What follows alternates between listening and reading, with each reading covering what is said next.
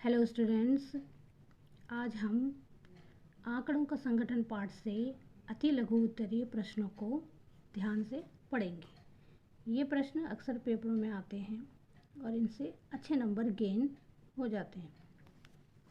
जैसे देखिए, इससे पहले के 10 प्रश्न मैं आपको अगले वीडियो में पढ़ा चुकी हूँ।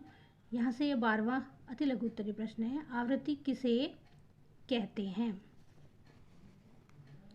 उत्तर है, किसी समग्र में एक मद जितनी बार आता है अर्थात जितनी बार उसकी पुनरावृत्ति होती है उस मद की आवृत्ति कहा जाता है। उस मद को आवृत्ति कहा जाता है। यानी बार बार कोई चीज़ जब रिपीट होती रहती है तो उसकी पुनरावृत्ति यानी बार बार वह चीज़ आती है तो वह उस मद की आवृत्ति कहा जाता है। प्रश्न नंबर 13, आवृत्ति विन्यास एवं आवृत्ति वितरण में मुख्य अंतर बताइए। यहाँ हमें आवृत्ति विन्यास और आवृत्ति वितरण में मुख्य अंतर बताना है। आवृत्ति विन्यास में x चर एक खंडित चर होता है, जबकि आवृत्ति वितरण में x चर एक खंडित चर न होकर विभिन्न वर्ग आवृत्तियों का वितरण होता है। इस प्रकार आवृत्ति विन्यास से अभिप्राय खंडित श्रृंखला से है, जबकि आवृत्ति वितरण से अभिप्राय अखंडित श्रृंखला से है। आवृत्ति विन्यास खंडित यानी टूटी हुई श्रृंखला, आवृत्ति वितरण अखंडित श्रृंखला यानी बिना टूटी हुई श्रृंखला। श्रृंखला यानी एक दूसरे से जुड़ी हुई कड़ियाँ, उन्हें श्रृंखला कहते हैं। श्रृंखला चेन यानी कि चेन, बिना टूटी हुई चेन। प्रश्न नंबर 14, वर्ग किसे कहते हैं? इसका उत्तर है, संख्याओं के किसी निश्चित समूह को जिसमें मदें शामिल होती हैं उसे वर्ग कहते हैं। जैसे 0-10, 10-20, इन्हें वर्ग कहा जाएगा।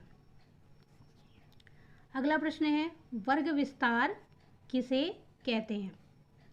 किसी वर्ग की ऊपरी व निचली सीमा में अंतर को वर्ग विस्तार कहते हैं। जैसे 10-20 वर्ग का विस्तार 20-10 बराबर 10 होगा। प्रश्न नंबर 16, मध्य मूल्य किसे कहते हैं?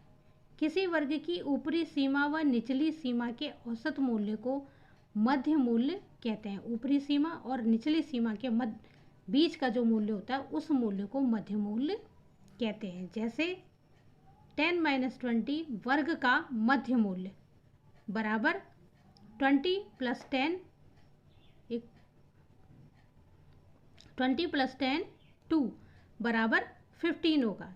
यानी कि 20 + 10/2 बराबर 15 होगा। ये इसका मध्य मूल्य होगा। यानी कि 15 इसका क्या होगा? मध्य मूल्य। 20 और 10 की श्रृंखला के बीच का मध्य मूल्य क्या होगा? 15 होगा। प्रश्न नंबर 17, अपवर्जी श्रृंखला से क्या आशय है?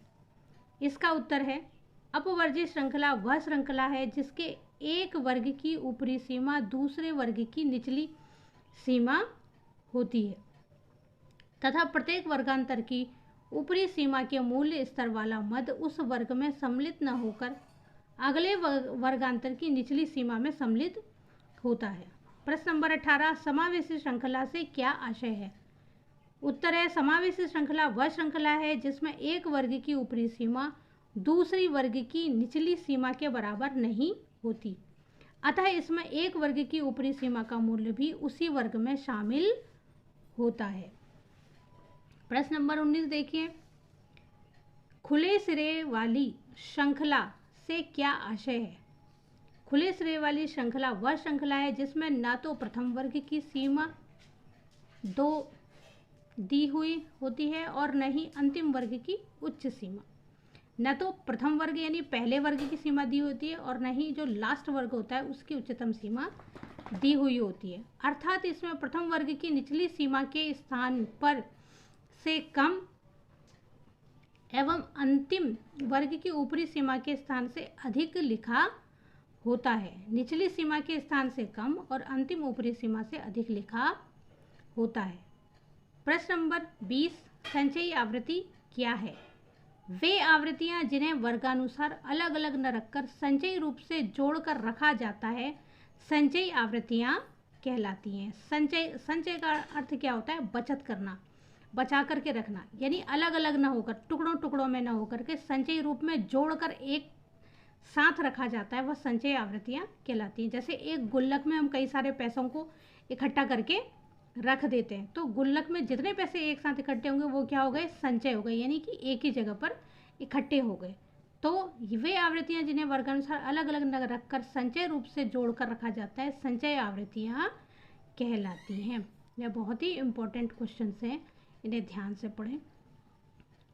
Thank you for watching.